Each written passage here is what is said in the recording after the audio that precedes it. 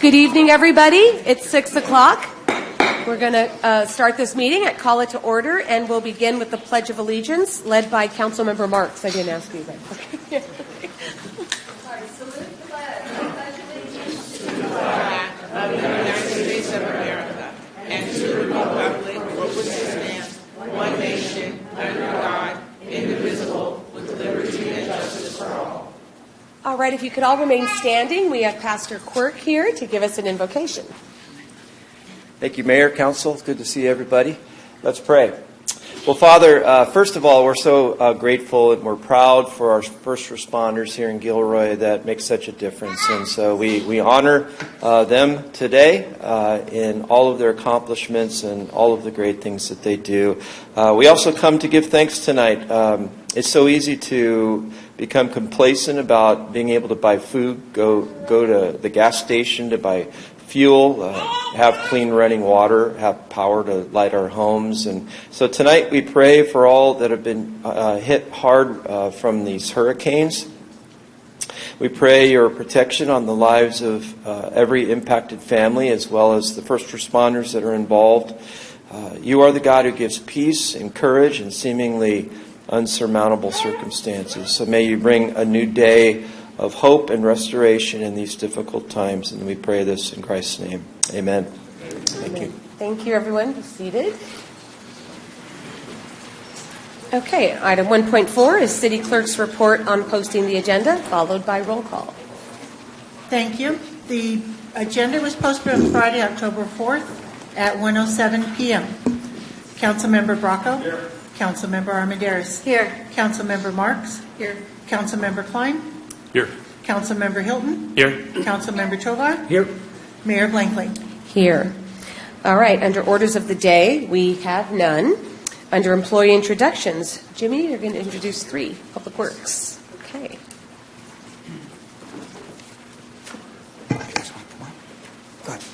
Thank you, Mayor, members of the City Council.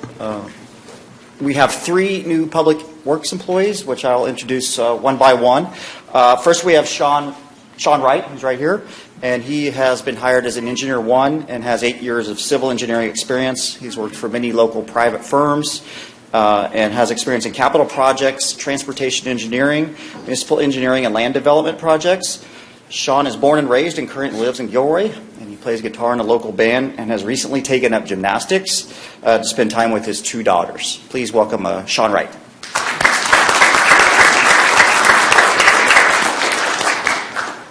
Good evening, Mayor and Council. I'm thankful for the opportunity to work on capital improvements in my hometown that I've been raised in. I graduated from GECA here, and I've always loved the community. I left for about 4 years to go work for a city up in Washington State, and I learned a lot, doing a lot of capital improvements, a lot of good projects for them. But I'm happy to be back and happy to work for my own community now. Welcome. Thank you. Okay, next up we have Mark Johnson, who comes to us from Southern California and has worked for the city of Malibu as their environmental programs coordinator. He has close to 20 years of experience in the environmental field and has a passion for protecting the environment. Mark is a registered environmental health specialist with the California Department of Public Health and has grade 2 certifications for environmental compliance inspector and water treatment. In his free time, he enjoys snowboarding, tennis, and golf. Mark Johnson. Good evening, Mayor and members of the council.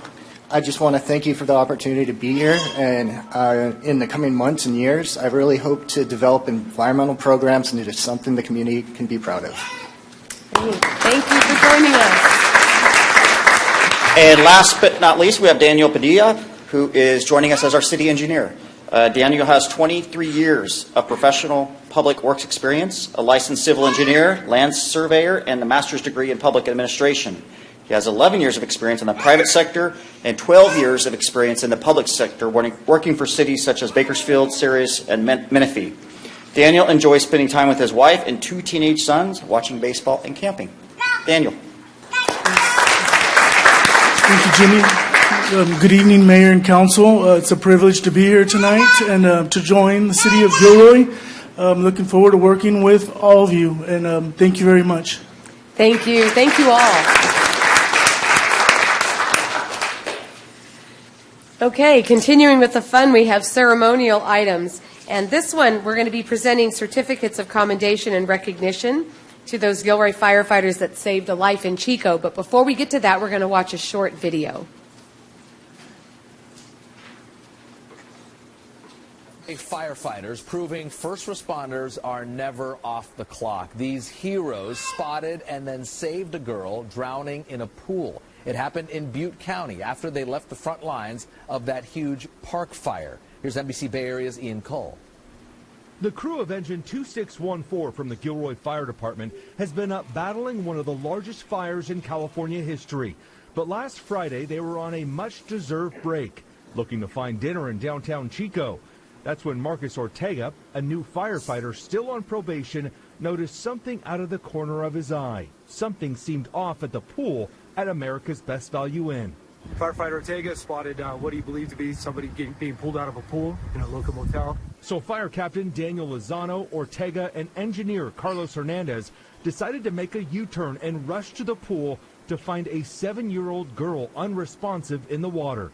After performing a couple rounds of CPR and giving her some respirations with the bag valve mask, the patient was able to begin breathing on her own again. At that time, Chico PD, Chico Fire Truck 1, and also Butte Ambulance they were able to show up. She was taken to a hospital, then airlifted to UC Davis Medical Center. The most recent update from CAL FIRE shows she's recovering well and expected to be released from the hospital soon. As for the Gilroy crew, they will continue their work up in Butte County until they return to the South Bay next week as heroes. A chance moment, a glance, and a decision that saved a young girl's life. They were in the right spot at the right time. It's just a good time for us and a good time for her too, for us to be there. Ian Cole, NBC Bay Area News.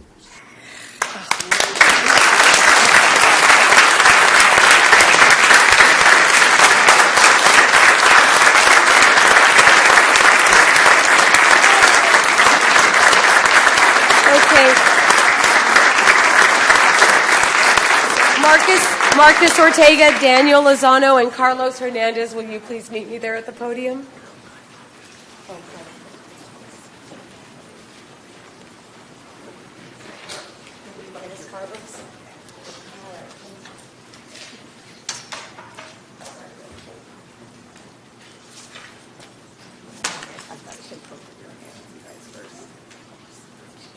All right, this is a certificate of appreciation for each of you. This one is awarded to Marcus Ortega for valuable contributions to the Gilroy Fire Department for being alert to a situation that resulted in saving a young girl from drowning in Chico, California, while serving on the Park Fire Strike Team in August 2024. Your awareness and quick response saved a tragedy from occurring. Your actions clearly exemplified first in service to the community. On behalf of the Gilroy City Council and your city staff, we thank you and congratulate you for what you've done.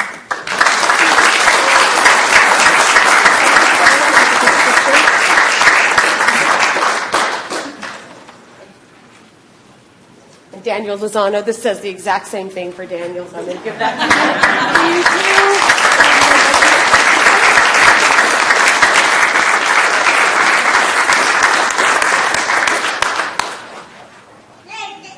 Would either of you like to, for Sean. Michelle needs a picture. Sorry.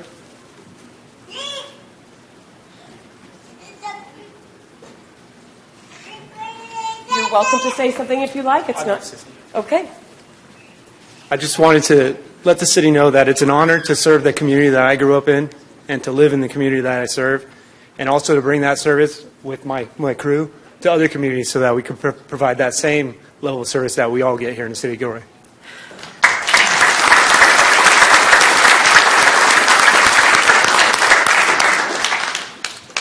Ditto. No, I want to. That's what I did. Yeah, I want to thank my fiance first of all for letting me go to the strike team. It was a long 14 days with the baby by herself. So thank you for that. And then I want to thank the fire department and the city for obviously employing me and giving me the opportunity to go out there and learn and serve the community. This is what I've always wanted to do. So I'm happy to be standing up here and be able to provide that service for you guys. Thank you. Thank you.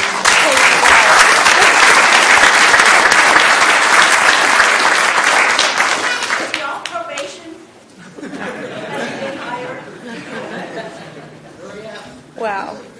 Okay, next is a proclamation recognizing October 17th, 2024 as the Great Shakeout Day. And that I'm going to present to Andrew Young. Are you here? Oh, he is. Sorry.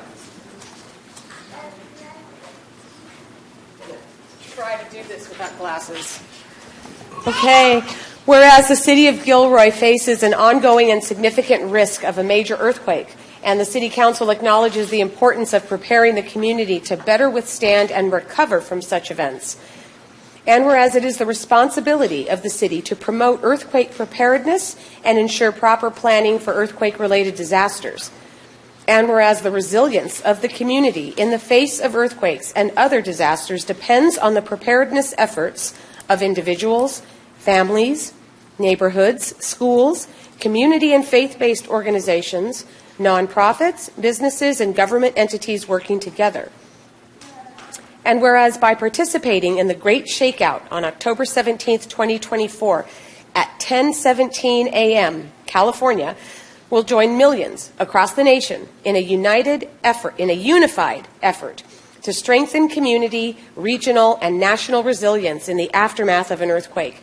And whereas all citizens are encouraged to visit www.shakeout.org/California to learn how to protect life and property by mitigating both structural and non-structural hazards and participating in earthquake drills. Now, therefore, I, Marie Blankley, Mayor of the City of Gilroy, along with my colleagues on the City Council, do hereby proclaim October 2024 as the Great Shakeout and encourage all members of our community to actively participate in this important earthquake preparedness initiative. Okay? I'm going to thank you. No, thanks. Do you want to say something? I'm going to do the picture thing. So thank you, Madam Mayor, council members, for your leadership in bringing awareness to the Great Shakeout. It's incredibly important that we ensure our community is prepared, safe, and resilient in the face of disaster.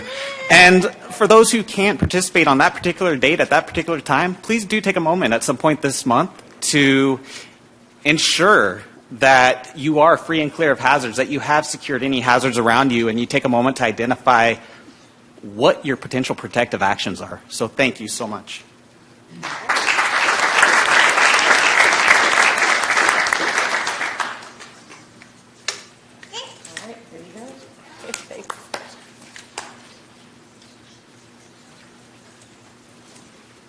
Okay, we move on to council correspondence, and there is none. Presentations to the council. We have an annual, thank you again, everybody who's going. Really appreciate you being here. Really appreciate it. Library Commission. Victoria, are you going to do the presentation? Yes, myself and... Yes, wonderful. This is the annual presentation of the Library Commission, everyone. Good evening, Mayor and Council. Thank you so much for having us to present. And it was 4 years ago on Zoom that I ran for commission and I'm here today, 4 years later. I cannot believe that it's been 4 years, but I just want to thank you for this opportunity. It's been very rewarding. And where is to click the next slide? Okay. Oh, thank you. So first, I would like to recognize our co-chairs of this commission, Sayed Nushabadi and Gabriella Kim. And we also have 2 vacant slots that I believe applications have been forwarded for that. So I'm going to start by sharing our work plan. During our work plan, we have the opportunity to review and provide feedback to the Santa Clara County Library System regarding library services and programs offered by our Gilroy Library. We also got to participate in the annual Library Association Conference, the American Library Association, to learn the latest trends in public library systems, to network with other commissions and boards, and most of all, to bring back and spark our commission to continue to do the work and meet the needs of our community. And I did bring some bookmarks back and some buttons for you all. And one of the key things, too, that we were able to do is to promote the Commission's purpose and the library system to increase interest among prospective applicants to serve on our Commission. And we did this by fellow Commissioners sharing and inviting others that we know in the community to come to attend a Commission meeting. And also we created tree tents for folks out to know that we are having our commission meeting. We also provided recommendation to city administrator and city council regarding the potential capital improvements to the city's library facility based on the needs that were identified by the Santa Clara County Library staff and our Gilroy community. And these would be used by funds that were remaining from bond proceeds. So here is the update on our current work plan. Again, providing feedback to the Gilroy Library System. During our Library Commission meetings, which are every other month, we were able to continue to conversate about the work and the purpose of the Library Commission. We also were able to institute library staff recognition at community meetings where our city librarian brings a staff member into our commission meetings so we can get to meet them in person and hear about the work that we're doing to make those connections. And as I said earlier, you all funded one of the commissioners to attend the American Library Association Conference, and I was chosen to go to that, and it was so rewarding. And I would highly recommend that this is something that the Library Commission continues to do and that Council would continue to support, because it helps you open your eyes to see the huge picture, importance, and power of a library. And it's the one thing that's free for everyone in the community. I would like to highlight the ALA poster sessions.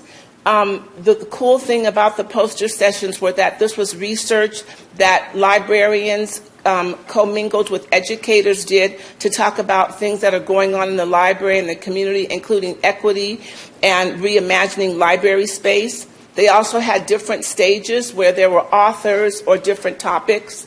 There were over 2,000 vendors that offered free resources and author meet and greets. And the recommendation is to rotate commissioners to participate annually in this conference in order to embed insight gained into the commission's purpose and advise city and library staff on matters that are related to our Gilroy library system. As a library commission, we will continue to promote the Library Commission's purpose of recruiting those interested to serve on our commission, continue to use visual advertisement, and also continue to attend events like the ALA conference and partner with our friends of the Gilroy Library. And now we are going to have our city librarian. you. Good evening, Mayor and Council. It's wonderful to see you annually, but also in the library. I know many of you are library users, so thank you for supporting us. This is also an opportunity for me to thank the library commissioners. They do a fantastic job in supporting the library and our services. So again, thank you to them, and also thank you to our lovely public. Thank you for joining us for these meetings, and also thank you for coming to the library and making us your space. So just a few things. Our strategic plan was approved for 5 years, 2023 through 2028. Our kind of overarching mission statement would be you belong, connect, and discover with us. Our kind of more localized goals for the community of Gilroy would be things like creating new outreach opportunities and partnerships with the city of Gilroy. We're very lucky to have such a responsive city. Everybody who lives here, works here, plays here, they're all in. And so to come to a community like this and work for them is something that's very special to me. And I really do appreciate all the support that you all provide. We are partnering with our Parks and Recreation Department and their commission to provide a updated story walk. So we're finalizing some details on which park will be chosen for that event. It's an amazing way to bring literacy and books out into our community. We know everyone can't make it to our physical space, so this is an opportunity for us to bring more literacy to the community where they live and work and play.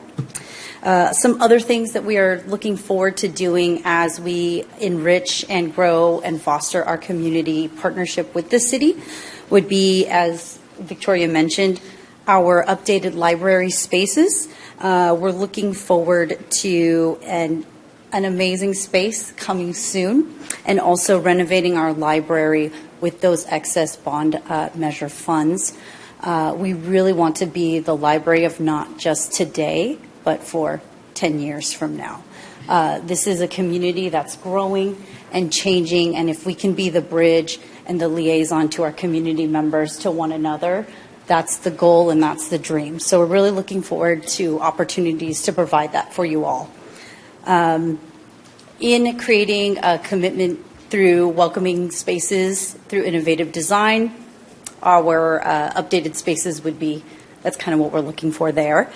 And a continued commitment to our patrons through innovative service plans, addressing the library's role in creating equity and providing just service.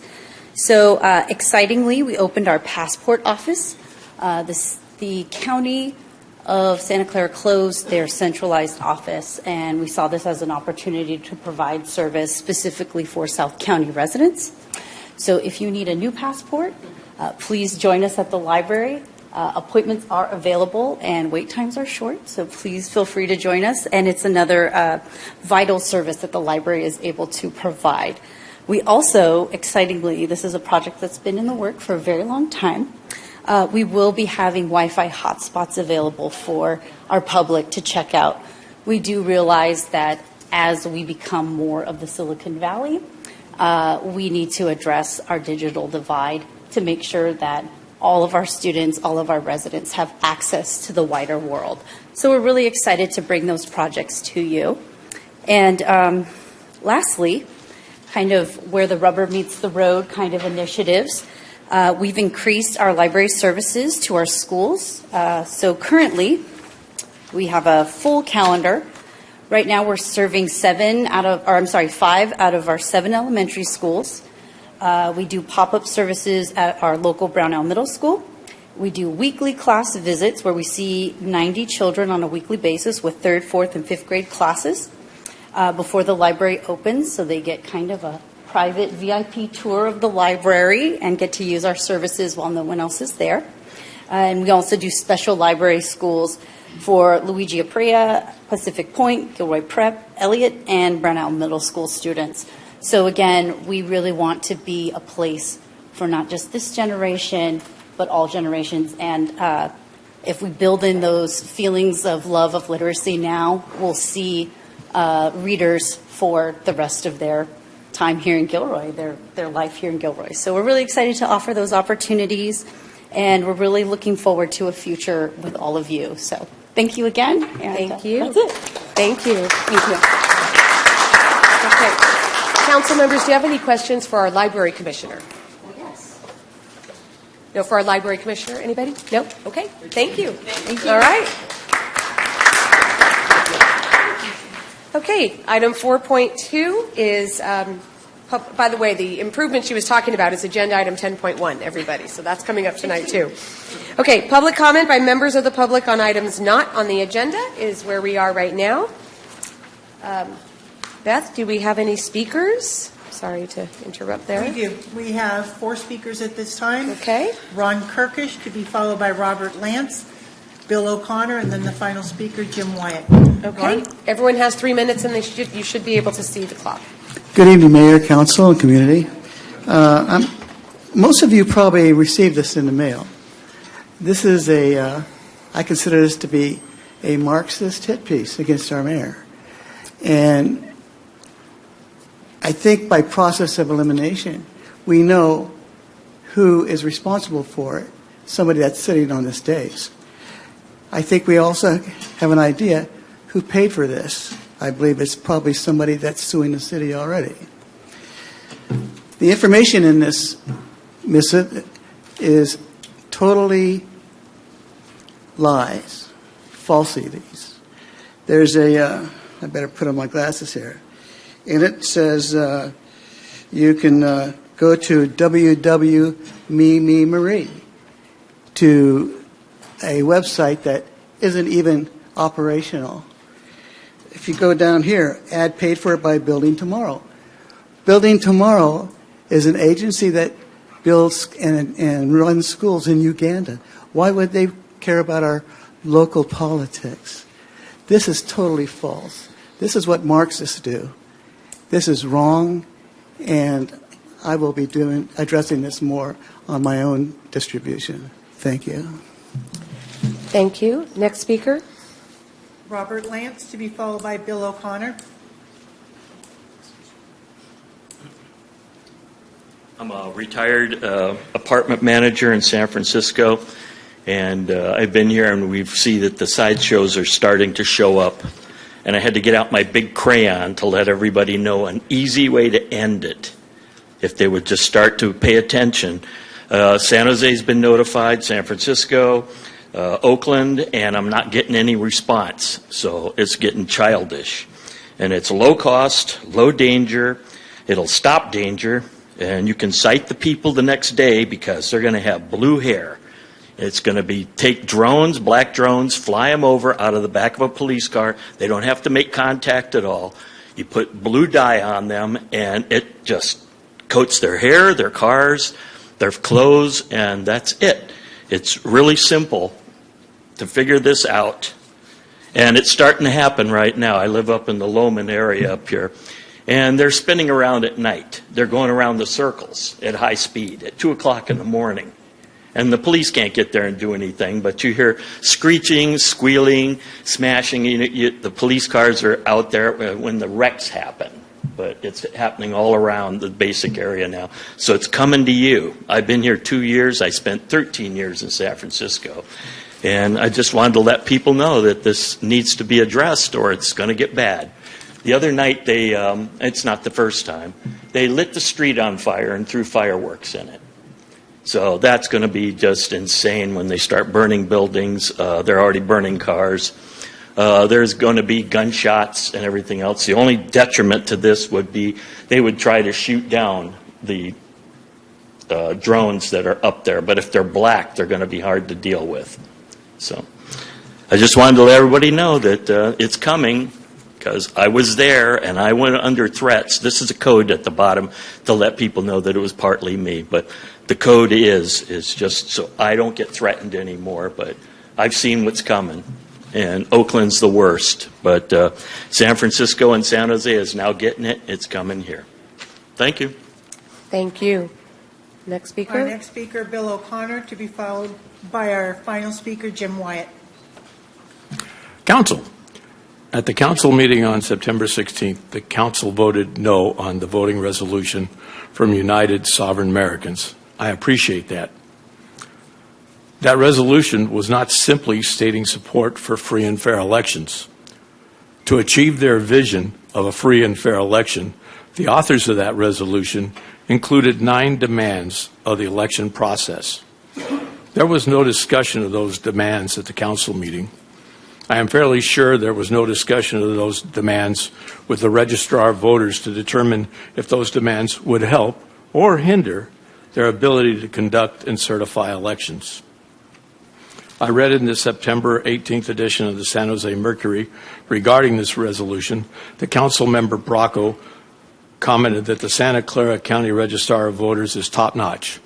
I agree with Council Member Bracco. Let's let the Registrar of Voters determine how to best hold and certify elections.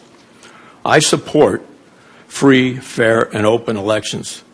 I oppose organizations and individuals with agendas attempting to impose their wills on our election processes. Thank you. Thank you. And Jim White.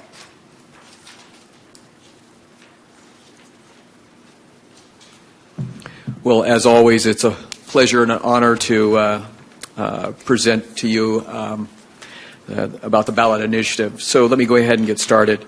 I'm urging all Gilroy residents to please vote yes on the Gilroy ballot Measure C. Measure C is dedicated to providing essential funding for the City of Gilroy's public safety, police, fire, and ambulance through a 1/4 cent sales tax. This ballot measure is a crucial and vital step towards supporting the critical mission of our fire and police departments. By voting for this measure, our community will be able to add more firefighters and police officers in the field for quicker, more effective, and safer responses to emergencies. I have heard it said and read rebuttals by those opposed to the ballot measure that, quote, the city should do more with less. I am here to say that there is no such thing. The only thing you can do with less is less. Worse, by withholding additional funding that could safeguard our future, we are placing an unbearable burden on the remaining first responders who must show up and handle emergencies that they have, not with what they need. First responders cannot, nor should they be expected to respond to the community's emergencies with inadequate staff, antiquated equipment, and dilapidated and seismically compromised fire stations. Yet some of our community leaders and residents would have us do just that. It is not only a failure of the vision of our future, but it also is a failure to the people that public safety is sworn to protect. By voting yes for the Gilroy ballot Measure C, you can help reverse inadequate staffing for public safety. You and your families can ensure that the Santa Teresa station will be fully staffed, 24/7. A greater number of firefighters and police officers will be in the field, and essential equipment can be upgraded, and our beloved city will receive the protection it deserves. Your firefighters and police officers need your help if they are to continue with their critical mission. I am asking all voters of this fine city to support the dedicated members of public safety so that they could continue to provide you with excellent service now and in the future by voting for Measure C. Thank you. Thank you. Okay. That concludes public comments, correct? Correct. All right. So moving on to reports of council members. Council Member Bracco. Yeah, I just wanted to ask that our community remember to keep our fellow Americans in the South that have endured a catastrophic hurricane, to keep them in their prayers, and you know, if you can, make a donation to, you know, Red Cross or Samaritan's Purse, or my favorite, the Humane Society, because there's a lot of pets that need to be rescued too. And these are good charities that are honest, and you know, you can donate $5 and anything will help, because I'm sure if there was an earthquake, those folks would be trying to help us. So thank you. Thank you. Councilmember Armendariz. Thank you, Mayor. No meeting since our last meeting. But I do want to thank the community for coming out to the 9th Tamal Festival in downtown. It was a great success. It was bigger than last year. Last year we had 11,000 people, and I think this year was much bigger. And it was a lot of fun, and thanks to all who attended. Councilmember Marks. Yes, the Governing and Implementation Board meeting. Staff gave an updated report on the Santa Clara Valley Habitat Agency Plan Amendment. Here are just a few of the highlights. Adding new species to be protected, such as the Crotch's bumblebee, American badger, western monarch butterfly, Central Coast mountain lion, loggerhead shrike, and the large marble butterfly. They also talked about strategies for the burrowing owl conservation, among other things. Cattle grazing is being used as a tool to manage grasslands along Coyote Ridge, where several sensitive plant and wildlife populations are known to occur. The Habitat Agency works with Justin Fields, who holds cattle grazing leases in the Coyote Ridge Open Space Preserve, which supports cattle grazing on the Coyote Ridge properties. This project is funded through grants and the Habitat Agency. Gilroy Gardens. Gilroy Gardens discussed and then tabled the person who could possibly run the foundation because more discussion needs to be had. Cindy Fellows, president of the Garlic Festival, will be presenting the Garlic Festival's proposal at the next Gardens Board meeting. 3 Gilroy Gardens board members were selected to be part of the city's ad hoc committee, which will be discussing the gardens lease.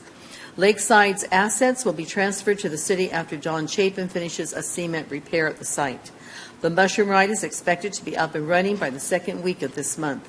The fire pump riser's cost to repair went from $15,000 to $55,000. Group sales and membership are both going strong. Currently, staffing is at 90%. There are 2 openings at the park, Human Resources Manager and IT System Manager. If you know of anyone, have them apply. Industry is expecting a strong Halloween and fall events that will make for a strong recovery in the fourth quarter. The Great Big Boo opened on September 27th and will run through Halloween. Go to the park and have a spectacular time. Thank you. Councilmember Hilton. Thank you. From Silicon Valley Clean Energy, the board approved the SBCE fiscal year 24-25 operating budget with the expectation of maintaining a discount to PG&E rates, offering an additional discount to income-qualified customers, enhancing employee benefits, and making positive contributions to the agency's financial reserves. The fiscal year 24-25 operating budget is balanced and presents SVCE in a stable financial condition. The SVCE budget is informed by the agency's annual exercise to evaluate its risk in the market and to meet its strategic goal. SVCE plans to maintain a 4% discount to PG&E generation with an additional discount for customers in the income-qualified care fair programs, increasing the target for days cash on hand from 300 to 350 and maximum days cash on hand from 490 to 500. Strategic focus areas and strategic plan adopted for fiscal years 24-25. The board adopted 5 strategic focus areas for fiscal year 24-25, and these focus areas inform the agency's strategic work plan and budget. The focus areas are expand affordability efforts, expand clean and reliable grid actions, expand offerings to commercial and industrial customers, prepare region for electrification at scale, and attract and retain employees.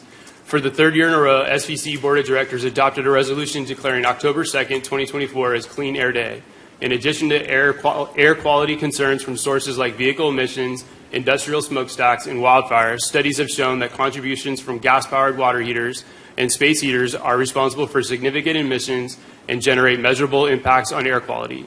SVC works towards reducing these local emissions by educating residents and businesses about the benefit of electric equipment to replace fossil fuels and enabling fuel switching with rebates and technical support.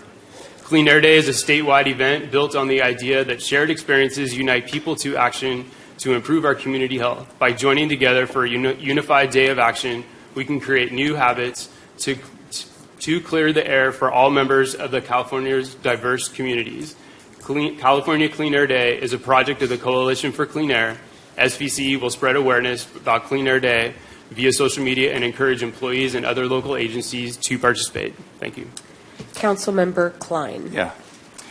Visit Gilroy's new website will have an extranet function to allow tourism partners to update and manage their own listings and calendar events, as well as bulletin board type access where tourism-related businesses may communicate with each other. These features will help leverage our tourism assets in a very organized and efficient manner while bringing Visit Gilroy closer to our partners. Our hotels have reported that some outlying events in places like the Renaissance Fair at Casa de Fruta and the Pinnacles National Park help fill hotel rooms. Correspondingly, Visit Gilroy has created social media videos and media buys to attract tourists with those interests to Gilroy. In an effort to educate potential tourists that Gilroy is a fun, vibrant, and welcoming community, Visit Gilroy helps promote travel-worthy events like the Tamal Festival, La Ofrenda, Chalk Festival, and Beer Crawl. These events are the palette that help paint our identity and give potential visitors a better understanding of why Gilroy is an amazing place to visit and experience. Visit Gilroy wishes to acknowledge and thank Michael Fulcher, the Director of Marketing and Operations at Gilroy Gardens, for procuring an earned article in a very popular online publication, Travel and Leisure. An earned article of this nature is the best type of press and is testimony that Gilroy has a lot of interest with the general public. Please contact Visit Gilroy for a link to this article and follow Visit Gilroy on Facebook, Instagram, and TikTok. All right, Councilmember Tovar. Thank you, Mayor. A couple things. Also, I want to thank and congratulate Gadas on the great Tamal Festival. It was great seeing so many folks out there. I know I have friends and family come all the way from LA to join, so thank you on the great job that you did. Just want to say congratulations to Temple Kitchen and Bar. They just celebrated a 30-year anniversary, and as you know, they are one of our cornerstones in downtown, so congratulations on your third year, and here's to more great memories. And finally, I just wanted to share this with you. I was able to represent Santa Clara University. I was out in Ohio meeting with Jesuit universities from across the country. Applications are going to be coming out soon, and let's just say they know who Gilroy is now. And, just talking about our students that we have here, kind of the great, experiences and backgrounds that our students here in Gilroy have. So I'm hoping that many of them will apply to many of the schools from across the country. And if you know of anybody that's applying to a Jesuit university, have them reach out to me. I'd love to write a letter of recommendation for them. So that's it. It's my school, class of 85, Santa Clara. All right. I had two meetings since our last council meeting. One was the South County Youth Task Force Policy Team, and the other is VTA Board of Directors. Both, though, continued several discussions that I've already shared with you, so I don't have anything new to add tonight. Hopefully I'll have a lot more to say when we get to 10.4, so I'm looking forward to. Okay, that's it for council reports. So we move on to the consent calendar. I'm going to first ask if anyone wants to pull something from consent. And if I see none, then I'm going to ask for public comment. No public comment. Okay, closing public comment, and then, all right. Second. Oh, go ahead. Okay, made by Councilmember Klein and seconded by Councilmember Armendariz to approve 6.12 and 3. Councilmember Bracco? Yes. Councilmember Armendariz? Yes. Councilmember Marks? Yes. Councilmember Hilton? Aye. Councilmember Klein? Yes. Councilmember Tovar? Yes. Mayor Blankley? Yes, that passes unanimously. Item 7, bids and proposals, we have none. Under public hearings, we have none. Under unfinished business, we have none. That brings us to 10.1, under introduction of new business, the addition of Gilroy Library Improvements Project to the city's capital improvement program, CIP, in fiscal year 2024 through 25. Harjot, our finance director, will be giving us this report.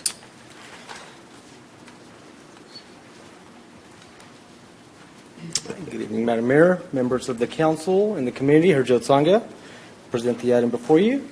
Some background on the item. The current Gilroy Library facility was constructed by a voter-approved Measure F back in 2008, which basically authorized the issuance of general obligation bonds to fund to finance the construction of the facility. From 2009 to 2012, the GEO bonds were issued via 2 series, and the proceeds were expended to construct the current 53,000 square foot 2-level facility that we have. And there's approximately about $5.4 million of the project funds that remain unspent as of today. The facility, again, is owned by the City of Gilroy and operated in partnership with the Santa Clara County Library District. And over the years, there had been plans to expend the funds, but primarily they were halted during the onset of the pandemic. And fast forward now, we have resumed those conversations with the county library staff, and they have put forward a conceptual proposal which essentially the library's needs as well as how the patrons and the community interact or utilize the facility has evolved, especially coming out of the pandemic. And the staff proposal from the county library staff proposal includes revamping some of the circulation and reference desk areas to make them ADA compliant, also looking to expand the children's area as well as the teen study room area, revamping the community room, adding makerspace areas, as well as updating some of the integrated building management control systems that are either failing or need to be replaced at this point. So staff, the city staff did conduct an analysis. Primarily, we wanted to ensure the unspent proceeds that we do have on hand we're able to essentially expend those dollars in a manner proposed. So we worked with our municipal advisors to confirm that, yes, we can. One of the key highlight items was that not everything qualifies to be funded by those bond projects. Items classified as repair or equipment and or furnishings that are not actual fixtures to the structure of the property cannot be paid by using the bond project funds. The county library staff definitely understands this limitation, and they have expressed their interest and desire to contribute financially for those non-qualified items. So they will be making a contribution to the project as well. So the recommendation before you tonight is to officially add the Gilroy Library Improvements Project to the city's CIP in the current fiscal year, and then adopt a resolution to appropriate $800,000 of the project funds, which is the Gilroy Community Library Fund, where the unspent proceeds are housed for the design phase of the project. So this will kickstart the project into the design phase. That concludes my presentation. I'm happy to take any questions. Thank you, Harjot. All right, council members. I have a question. Okay, Carol? Harjot, when we add it to the capital improvement budget, where will it be? Because I see this as, a real necessity for the community, so I'd like to see it put towards the top. Where do you envision it? I can't make a suggestion on that. So that's a answer perhaps the city CIP engineering team. I know we have recently brought on additional folks on our engineering team. So from a prioritization perspective, I'm not quite sure, but I think from a design phase, I think the first step essentially is to identify who's going to take this on and then commence the RFP process for the design phase, as naturally it would progress through the various stages. I think I'd like to have a little discussion with the council to see how they feel, and maybe that could be part of the motion of us saying that we would like this project, attended to as soon as possible. It's not a question for Harjot. No, it's not. I'm sorry. I mean, council. Yeah, hello. It's more in the operational and capacity. How do you feel? Right. So I think we feel pretty confident that we're able to add this to the city CIP list at this point. But I just can't speak to the prioritization at this point because we have a lot of other competing projects, as you know, the Gourmet Alley, as well as we're getting ready to commence on the Ice Center project as well. Yeah, so we're moving that along. And I just don't want to see it go on for 5-10 years. Prices go up, and so I'd like to see us get the biggest bang for our buck for $800,000. And I'm going to repeat myself. I would like to see the council say, let's do it. Let's give the green light to do it in a punctual timeline. Your action will tonight do that. Okay, Councilmember Tovar. Mayor. Thank you, Mayor. And Councilmember Marks, thank you for that. Yeah, I agree with you. But just kind of looking at this and kind of looking at our list, maybe this is where Jimmy comes in, and we look at prioritizing this, where would we see this falling? Because, again, I agree with you. I don't want it to be put back for 5 years from now, right? So knowing what we have coming up, where can we kind of, install this so we can get this project moving sooner than later? Thank you, Mr. Tovar. As Harjot said, we've added a lot of staff, and we also have a lot of help from the county as well. So the money's in place, and that's normally for these types of projects the biggest hindrance. I could make a commitment to council to return with the council correspondence about the timeline, and then if that is an issue for council, they could, of course, pull it and we could discuss it. But we don't know that information right away, but it's pretty easy for us to get it. Yeah, thank you for that. Yeah, I think I like that. If we come back with a timeline so we all know kind of where we're at in the process. Okay. Thank you. Go ahead, Councilmember. Well, Bracco. Councilmember Bracco. Jimmy, this is mainly a county library project, isn't it? We're just paying for it. No, so this is a city project since we own the asset. They will be contributing as far as identifying through the design phase of what elements are needed, defining the future of the library, and then there will be a financial contribution for items that don't qualify for to be paid for by the bond proceeds, but the city will be actually facilitating the development of the actual project itself. But this is their plan, though, right? They'll contribute to the plan, yes. Okay, thank you. All right, Joe, it was in the staff report, so I apologize if you said it. I mean, it was in the written staff report. Yeah. Did you say for everybody that this went through the Library Commission and that they recommended? That's correct. Yeah, Okay. as part of the Library Make sure. Commission's work plan of Yes. the current 2 years, it is a work plan item, so they did review it in August and made a unanimous recommendation to move this along. Right, for us. Okay, thank Just you. briefly want to say, I'm sorry. Councilmember Armendariz? Thank you. I wasn't sure if I showed up. You showed up just now. Okay. No, I think it's a great idea, and working with the county, I think, is always the best plan, especially if they can contribute some money to it. So, and the upgrades I noticed too are the teen area, the kids play area. I think are much needed, especially maybe a bigger shade structure. I'm not sure what's in the plans yet, but I support it. I think it's a good idea, and I hope we can prioritize it. We also have our county staff here if you have any questions, but otherwise I think they'll make a remark in the public comment. All right. Councilmember Klein. Yeah,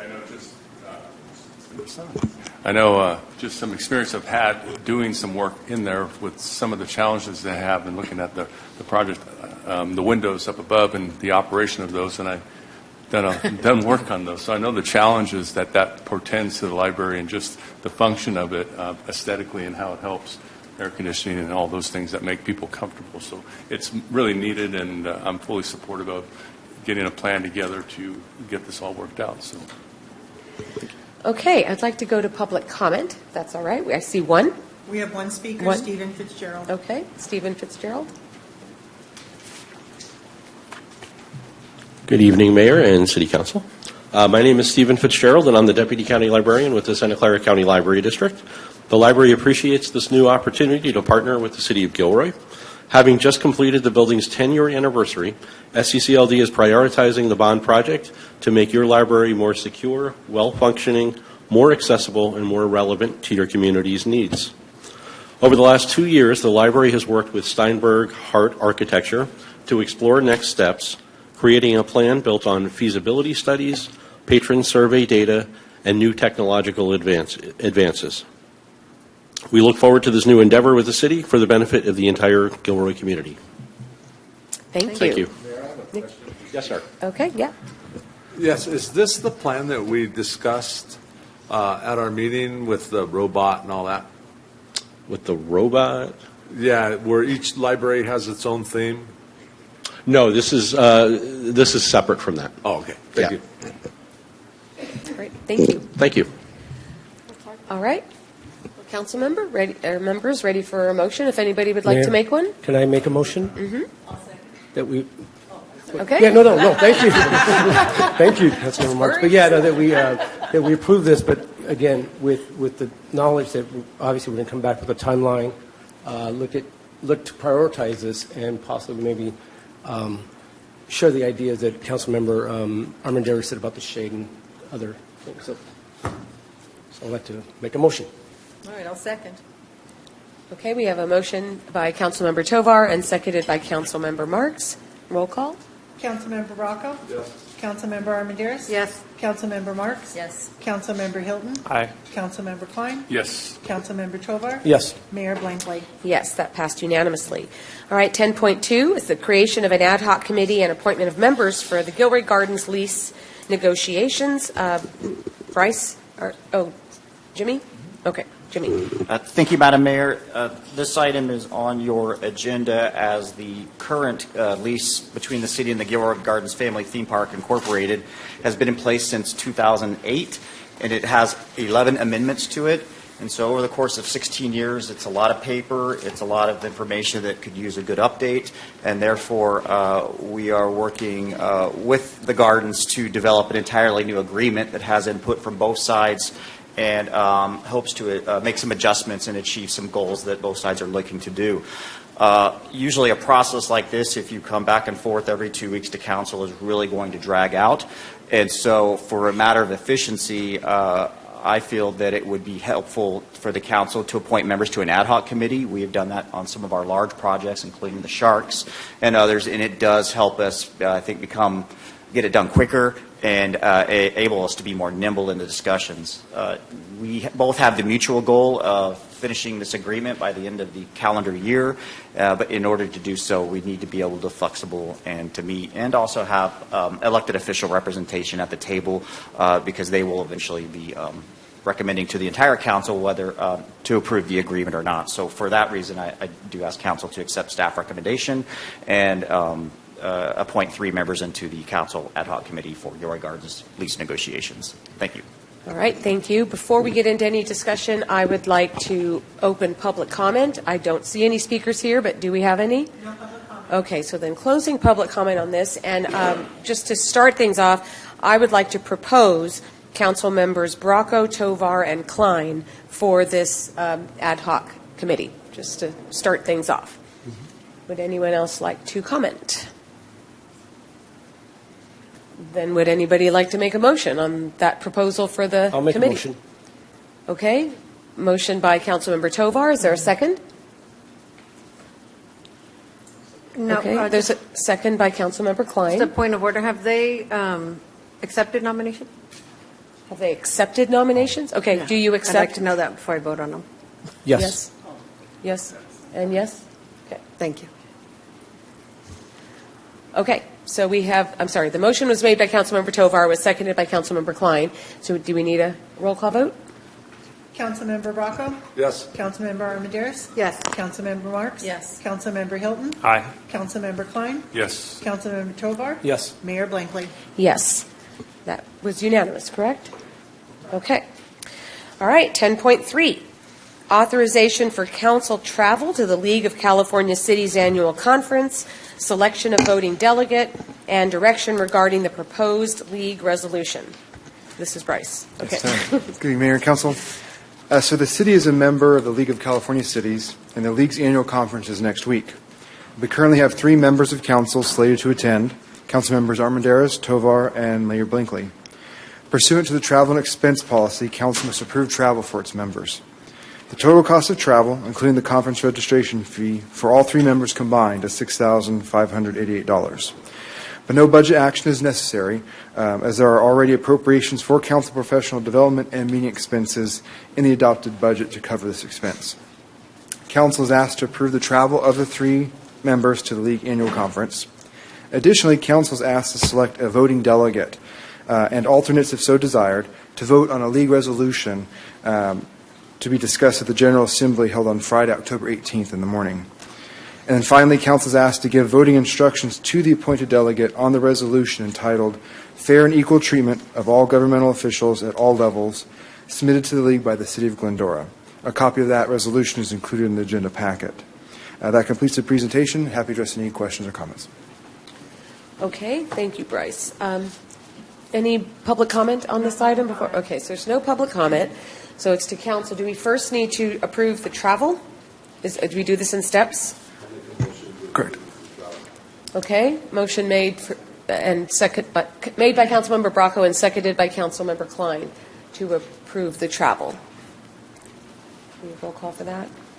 Councilmember Bracco? Yes. Councilmember Armendariz? Yes. Councilmember Marks? Yes. Councilmember Hilton?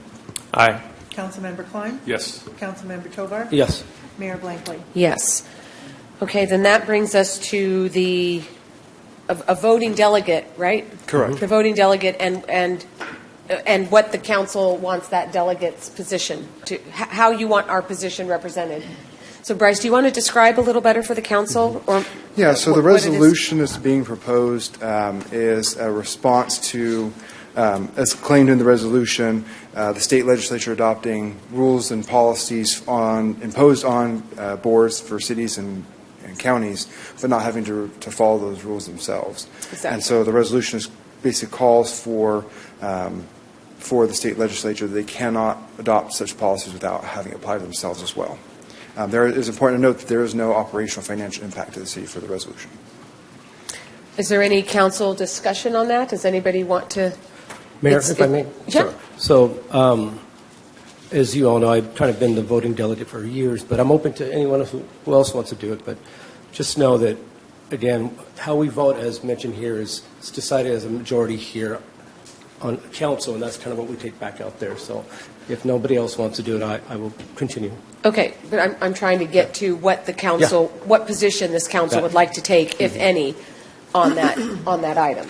I may be wrong, but to me, it feels like a no-brainer. I think that if our legislature passes policies, they should apply across the board. Yeah, think no, I it's an agree. easy yes. Okay, so then we'd all be taking a position of yes on it, and then it's between Councilmember Tovar and Councilmember Armendariz to deliver that, because I will not be able to stay for the length of time to be that voting delegate. Yeah. So do you two want to? If you enjoy doing it, Fred, go ahead. Okay. Sure. Okay, then it will be Councilmember Tovar, and you understand the position of the council. Okay. Do we keep an need eye to? on Does there need to be any more formal than that? Yes, I think there should be a motion to appoint Councilmember Tovar as your voting delegate, and the motion should state that he's directed to vote in favor of the resolution. Okay, would someone like to? moved. Okay, so there's a motion by Councilmember Armendariz, seconded by Councilmember Bracco, to appoint Councilmember Tovar, and that his instruction is to vote in favor of the resolution on our behalf. Councilmember Bracco? Yes. Councilmember Armendariz? Yes. Councilmember Marks? Yes. Councilmember Hilton? Aye. Councilmember Klein? Yes. Councilmember Tovar? Yes. Mayor Blankley? Yes, unanimous. Okay, great. That brings us to 10.4. Glen Loma Ranch EIR Addendum and Development Agreement Operating Memorandum. Long awaited, and Jimmy is going to give us this report. Thank you, Madam Mayor, members of City Council. I will essentially be your MC. However, I'm not going to be able to answer a lot of the questions because this is a rather technical memorandum, but we do have Sharon Goey, Community Development Director, and we also have Cindy, who's our planning manager, to help with any of the technical questions you have. But I will walk you through the process and the recommendation at this time. This is a project that has been around for a long, long time. And if you do not recall, the Glen Loma development was a 359-acre property in the foothill between Santa Teresa and Uvis Creek. And the initial plan for build-out was for 1,693 dwelling units and 7.8 acres of commercial and retail uses. That's a very important statement because the impacts of almost 1,700 units and 8 acres of commercial is much, much larger than what will be proposed in the operating memorandum. The specific plan and EIR, Environmental Impact Report, were approved in 2005. So this project's been going for almost 20 years. The original development agreement, approved in November of 2005, required several public improvements, including the most notable ones was the city's fourth fire station and then 2 parks out on the west side of town. It was originally 1 large park, but that had been modified. Over the years, there's been 3 different amendments to the operating memorandum. One of the 2 parks, Sidney Casper Park, has already been constructed and is operational, but the second and the fire station were not constructed and still have not been to date. The operating memorandum number 1 amendment was what separated that larger park into 2 smaller parks, and then it increased the number of building permits triggering the fire station design and construction from 1,000 permits to 1,100. Again, that is very important as well because in the agreement, the Glen Loma Corporation committed to having a 4th fire station constructed and ready to operate by the issuance of the 1,000th building permit, which was later modified to the 1,100. Operating memorandum number 3 where the developer gave the city the $2.3 million in lieu of constructing the second park. That operating amendment allowed the city to use that $2.3 million towards the construction of the fire station, and it still remains in our capital improvement project accounts. There are a few remaining obligations under the original and amended operating development agreement. And the other part was that the developer, the Glen Loma Corporation, would dedicate land specifically for the city's fire station and then construct the fire station. And within those documents were equations and math that would limit the amount of cost that Glen Loma would contribute to those items. Over 20 years of the project evolution, language gets ambiguous over time. It gets interpreted by different folks different ways, and so there is, obviously has been somewhat of a dispute here and recently about what is the remaining obligation and what it should cost. The proposal for the operating memorandum hopes to, and it does, resolve those differences, allows the city to take responsibility for the fire station construction.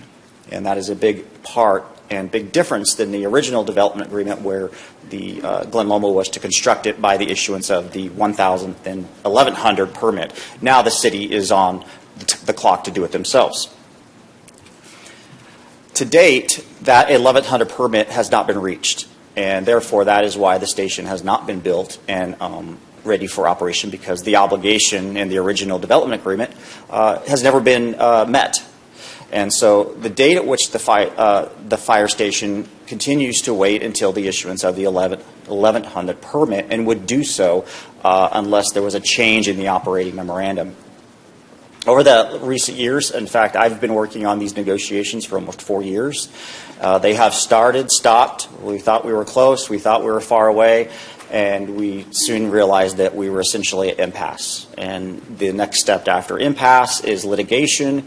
And so there was a conscientious effort by Mayor Blankley and Tim Felice to see if there was an alternative path rather than spending a lot of money on attorneys and legal fees, to see if we could facilitate some kind of negotiation in order to get us past the impasse and on our way to achieving the fire station.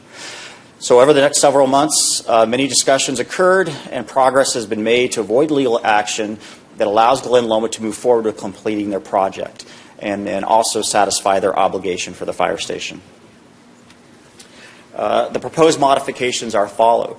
The Glen Loma Ranch project will build out at a lower land use intensity than anticipated. As I said before, there was supposed to be 1,700 units. That will not be met at that time, and therefore the project will be smaller. Full build-out of what the proposed level of build-out is won't trigger several of the specific planned traffic mitigation measures.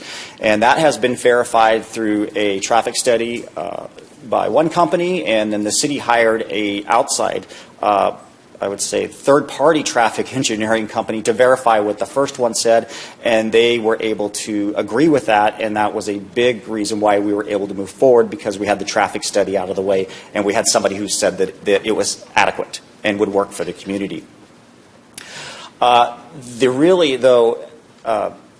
The operating memorandum 4 has been prepared that specifically identifies timing for land dedication and fire station funding.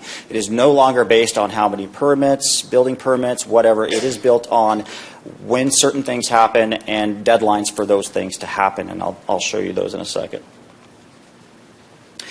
Currently, the project build-out is 1,467 units, which is about 250 units, almost 230 units lower than the original Glen Loma specific plan and development agreement.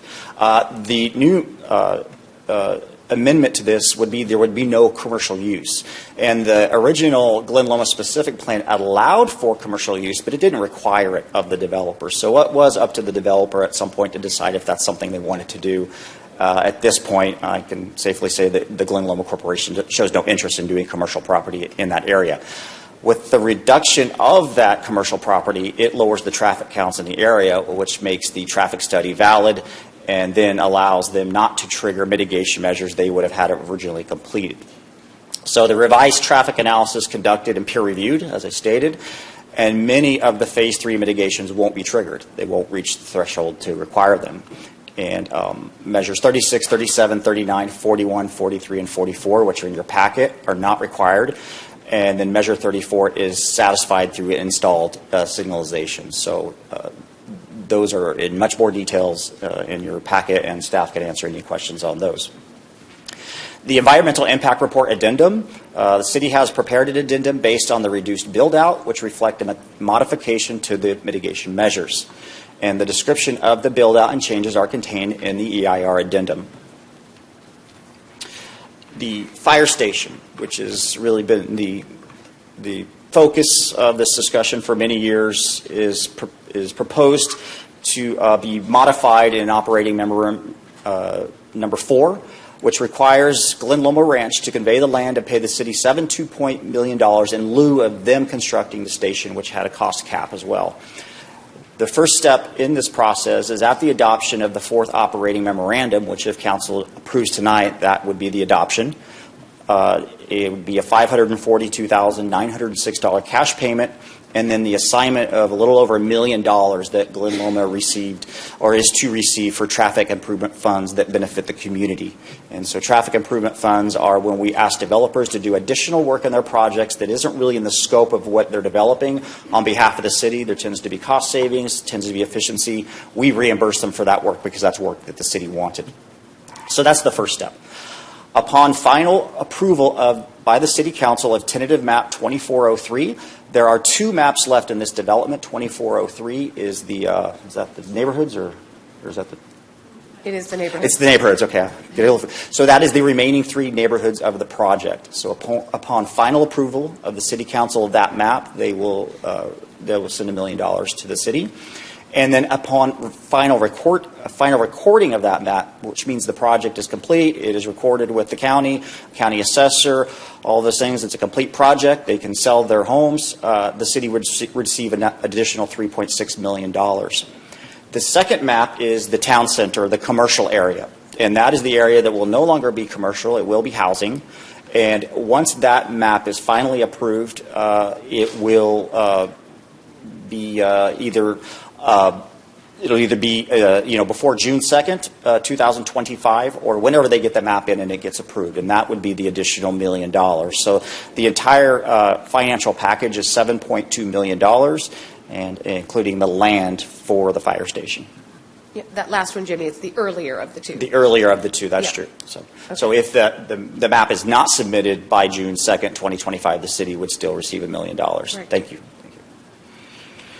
Okay, the fiscal impact. The approval of operating memorandum 4 would release $7.2 million to the city, $6.2 million in cash payments, and then $1 million in the form of traffic impact fee reimbursement.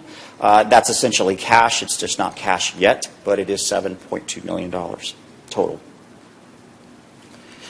The next steps, which is probably one of the biggest questions, is, so if council were to approve this, when would we have a fire station? The fire station is already designed. It has architectural renderings. It has many of the things we need to be what you would call shovel ready. So if we were to approve this agreement tonight, the city would begin working on the fire station. Given the timing and given the deadlines and given the fact that the city has cash on hand, we can loan that to ourselves while we wait to get the rest of the Glen Loma money. But we can move on that project very quickly and would expect the entire project from the time we get it going again to be between 12 and 18 months. The city of Morgan Hill just broke ground on an 8,006,000 square foot fire station in their town, and it's about a 10 to 12 month project. So we're along the same lines. So the recommendation to council is to adopt a resolution to approve the addendum 2 to the Glen Loma Ranch Specific Plan Environmental Impact Report, adopt a resolution to approve the 4th operating memorandum, and then adopt a resolution amending the fiscal year budget to appropriate 7.2 as revenue. That's important for us as staff because then we have the funding allocation to start doing the work, start getting the bid documents ready, and to be on our way to start this project. The last slide I want to show you, I had to look it up myself. That's what it was to look like. It's been so long since we've been this far along. Whether or not finally looks like that, we'll see. But that was the rendering that had been in front of council about 5 years ago. So that concludes my presentation. As I said, Cindy McCormick and Sharon Goey could answer more of the technical questions for you. Thank you. Is it to be called the Glen Loma Fire Station, or? No.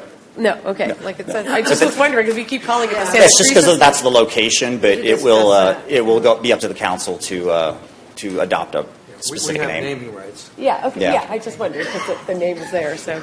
Okay, so I see council members wanting questions, but I would just like to. Sit down and. Go ahead. So that way they can- Just want to say something first, because this has been quite the process, and I want to say that, council has been included in this. We've had several closed sessions, or, well, at least 3, but it really is nice that both sides have worked really hard to get here. This took commitment from both Glen Loma and from our city to get us to something that was otherwise not going anywhere. And I want to say that publicly, that there's a lot of back and forth and a lot of, needing to bite your tongue and just let things go, and not go, but ride out, so that we could get to a solution that would work for everybody. And this will get us that fire station, the $7.2 million plus the $2.3 that we already have, the dedication of the land to do it on, and all by June 1st. We finally have a deadline. So that part is good. Okay, let's go with questions. So I see Councilmember Marks, followed by Councilmember Armendariz. Yes. I had people asking me today, where is the exact location of the fire station going to be? Do you have a picture of it on a map that the public can see? I do not have a map available right now, but it is at the roundabout on Miller. As you go past Christmas Hill Park, you go up the hill, and you will see a big square lot on Miller and So Miller and Luchessa? Yes, it's Miller and Luchessa. All right. Okay, Yes. that's good. And the account where the $2.1 million is sitting, do you know how much interest it's accrued? Because that amount should be growing, which would add to the firehouse. Yeah. Harjo, do you know the interest amount? But it does accrue interest annually. It sits there. It's invested. Good. Yeah, it's invested. It's accrued about, I want to say, $300,000 of interest so far. So it's about 2.4, right? So then, am I right to make a statement then that the 2.4, well, not 2.4, 2.3 plus the 7.2, Glen Loma really has paid us, 9.5 at the end of the day? They've only paid us 2.3, but through the approval of this and then all the funding obligations, provided everything is met, they would have paid up to 7.2 financially. Will have, yes, but that's Will minus have. It hasn't happened yet, but Okay, but you know what I'm doing? I'm counting the money that we got for the in lieu of McCutcheon parks. Creek correct. Park. Right. So, altogether, I think that's important for the public to know that that's the contribution they gave. Now, Jimmy, how many acres of land are they leaving unbuilt when they stop their project? Do we know that? I'd have to defer to community development staff. Because I'm going somewhere with this question.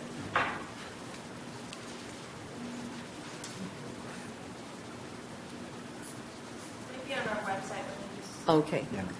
All right. Because where I'm leading to is, what are they going to do with that unused land? Would they sell it to another developer?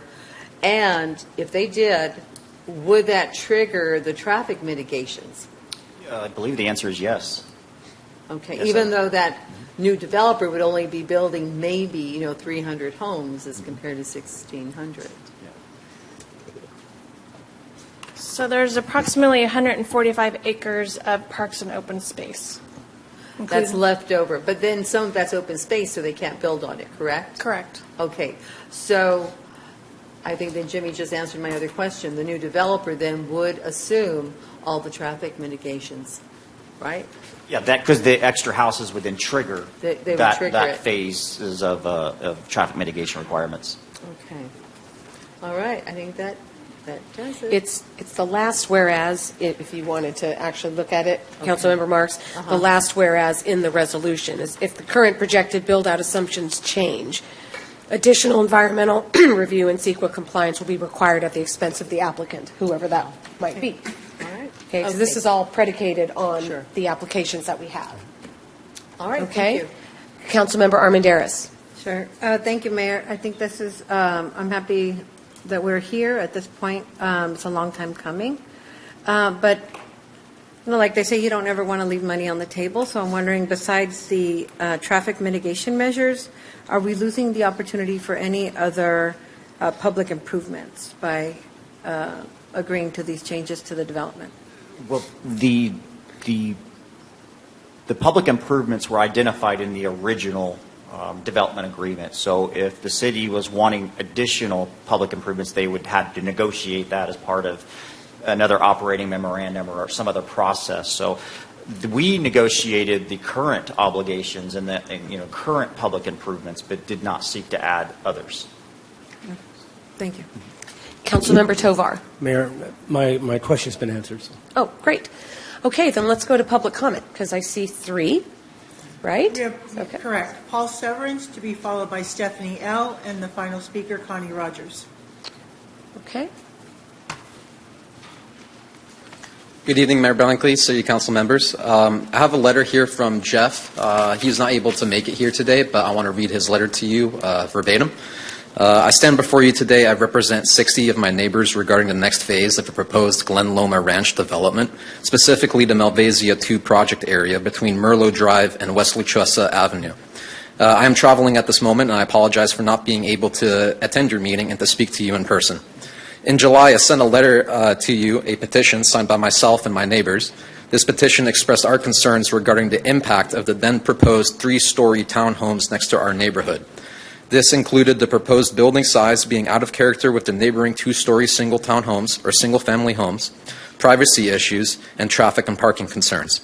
However, we were informed recently by the city staff that changes to the project layout and a redesign has been proposed moving forward from the original townhomes to now 2-story single-family detached homes. We also reviewed the proposed tentative map number 20-05 lotting plan dated September 19, 2024. I immediately contacted my neighbors regarding the proposed redesign, and we are here tonight, either in person or on behalf of those who could not attend, to express our full support of the proposed changes and the revised tentative map. We are in agreement that these modifications and redesign will alleviate our original concerns and will harmonize better with the existing neighborhood. Thank you for all your consideration and your efforts which have gone into revising the design of the area. Furthermore, I just want to comment myself that I understand that this is just a portion of the revised operating memorandum.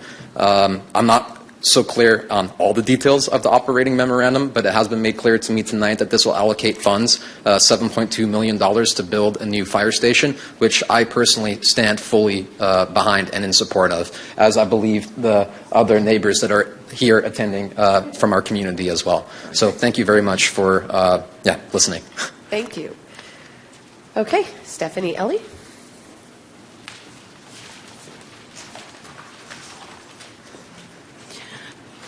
Good evening, council members and Mayor Blankley.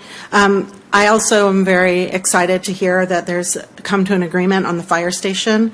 I also want to emphasize that with this agreement, although we have this agreement, that a reduction in scope of the Glen Loma project does not negate the necessity for an additional traffic study.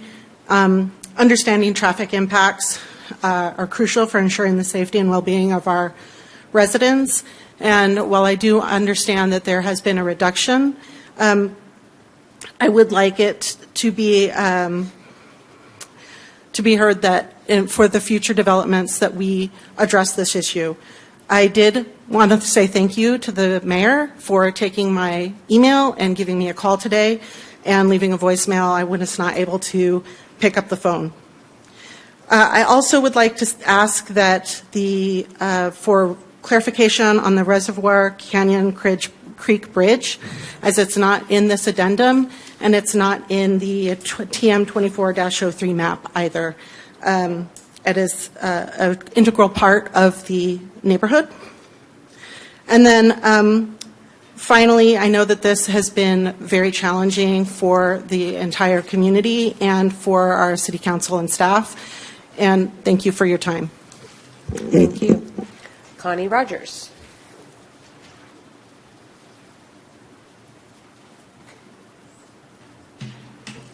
Connie Rogers. Good evening, Mayor and council members. I'm speaking on behalf of Gilroy Growing Smarter tonight.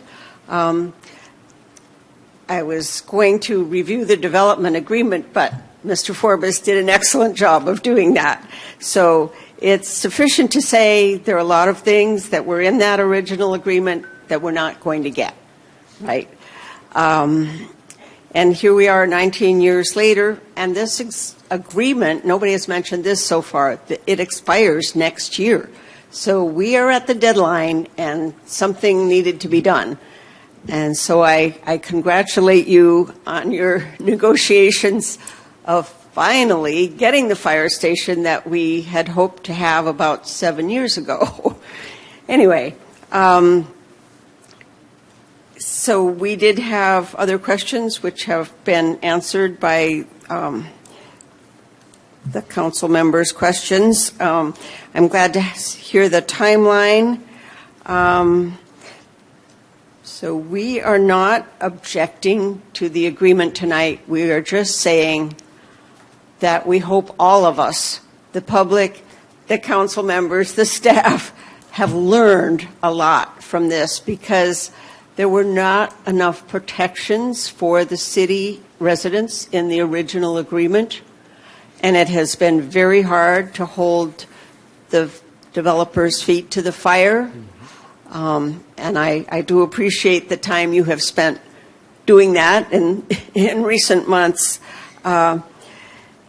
Somebody else asked, but I do want to make sure that if a buyer buys the land that Glen Loma is no longer going to develop on, they should have to do a new environmental impact report and a new traffic study and pay for those mitigations that we're not going to get now.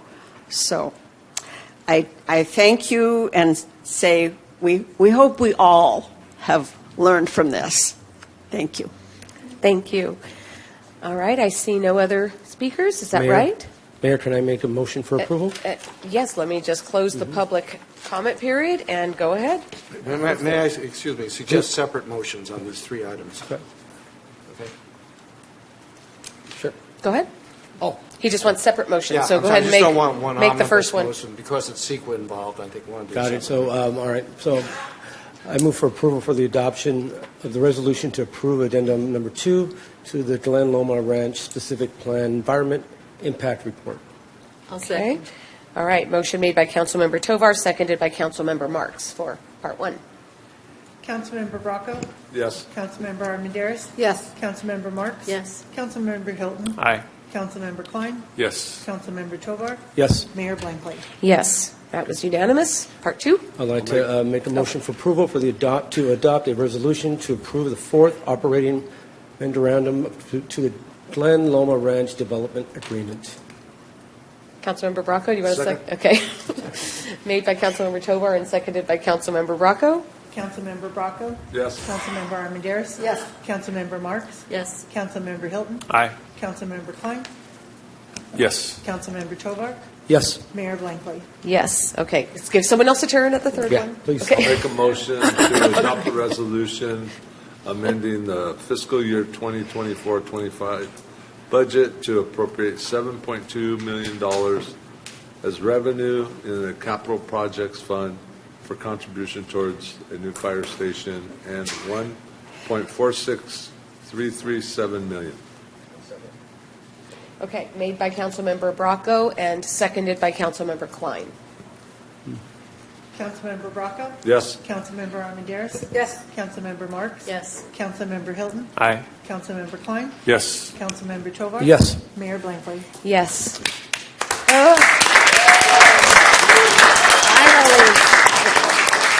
Thank you, everybody who came. Thank you all. Thank you, Armenta. Thank you. Thank you.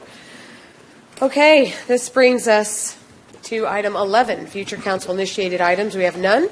So 12, city administrators' reports. Thank you, Madam Mayor. I have 3 announcements of upcoming events of interest. On October 16th, from 6:30 to 7:30, the city, in collaboration with our housing partners, will be having a workshop called Come Learn About Your Housing Rights, Fair Housing 101, and that is between the Project Sentinel and the city of Gilroy. That is on October 16th. And that's a virtual workshop, virtual workshop. On October 25th, the Recreation Department is hosting a Halloween adaptive dance. Live refreshments will be served. All attendees must purchase a ticket, including family members and care providers. And the dance will be held on Friday, October 25th, 2024 at 6 o'clock at the Gilroy Senior Center. And last but not least, the save the date for the Gourmet Alley ribbon cutting has been finalized, and that'll be November 8th. We'll have more details, but we have some help from our Gilroy Downtown Business Association to put on a nice event and to activate the downtown and encourage people to go visit our businesses right after the event. So that'll be in about another month. So that concludes my report. Okay. Do you want to mention the high-speed rail meeting, or do you want me to? I would like you to mention the high-speed rail meeting. Oh, okay. October 22nd, for anyone who's interested in just learning more about high-speed rail, coming through, because that meeting is going to be at South Valley Middle School, 5:30 p.m., October 22nd. So, all right.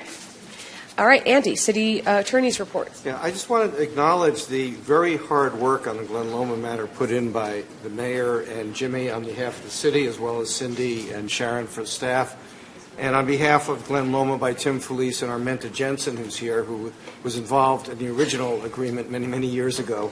So I think the hard work of both sides really should be acknowledged. So thank you very much. Thank you, Andy. Mm-hmm. Okay, closed session? Yes, take us in. There are two closed session items. The first one is a conference with legal counsel, pending litigation, Government Code 54956.9D1, Gilroy Code Section 17A113B. The name of the case is Jesse R. Sanchez, et cetera, versus the City of Gilroy, County of Santa Clara, and three named defendants on the agenda, filed August 22nd, 2022. The second item, 14.2, is Public Employee Discipline Dismissal Release, Government Code Section 54957B1, Gilroy City Code Section 17A84, and that's consideration of council consent to removal of one department head pursuant to Gilroy Charter Session 703C. Now, because there are two items, one is litigation. As to that one, I have to advise the council that it is the opinion of the city attorney that discussing this matter in closed session would prejudice the position of the city, and therefore it is appropriate to go into closed session. The appropriate thing for the council to do would be to take a vote to accept that advice and go into closed session. We also need to take public comment, and then once we get into closed session, we take a vote on staying in closed session on the second item, which does not require a vote first. So I think the first thing to do would be to take the vote to go into closed session on the litigation item. Okay, and we're going to flip the order of the two. We're going to do 14.2 first, and then, right? Well, no, Is that what we said? We're going to do one closed session for the two of them, but initially we need a vote on item 14.1, which is a vote to go into closed session on litigation. All right, everybody, we're voting to go into closed session, yes? That vote is unanimous. It's now appropriate to take public comment. Okay. No public comment. Okay, in that case, we should now go into closed session, and the first thing we need to do is vote on item 14.2 to stay in closed session, and that will be a reportable action. Okay. Okay? So let's turn everybody mics off. We're doing 14.2 first? We're going to do 14.2 first. Wait, okay. That works. 30? 30 seconds. 30 minutes.